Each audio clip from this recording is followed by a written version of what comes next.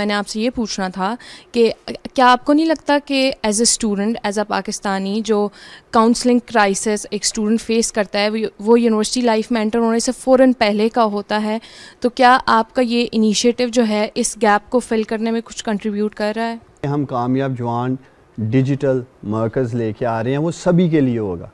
जो फिज़िकल मरकज़ हमने बनाने शुरू किए हैं, अभी 15-20 बन चुके हैं, 108 हमने मुकम्मल करने हैं पब्लिक सेक्टर यूनिवर्सिटीज़ में। तो उसमें मुझे जो लिमिटेशन नज़र आ रही थी वो यही आ रही थी कि जैसे आपने कहा है कि जो यूनिवर्सिटी में नहीं जा सकता वो क्या करेगा। तो उसके लिए तो एक हम कामयाब जवान डिजिटल मरकज़ लेके आ रहे हैं। दूसरा, हम 0800 जवान के नाम से नेशनल यूथ हेल्पलाइन, जिसको हम यूथ पल्स के नाम से लेके आ रहे हैं, वो भी 24/7 हम कोशिश कर रहे हैं लेके आएँ, जो कि कैरियर काउंसलिंग के साथ साथ वैसे ही आपको एक मेंटरशिप की ज़रूरत है। तो उस हेल्पलाइन के ऊपर भी हमारी टीम बैठी होगी।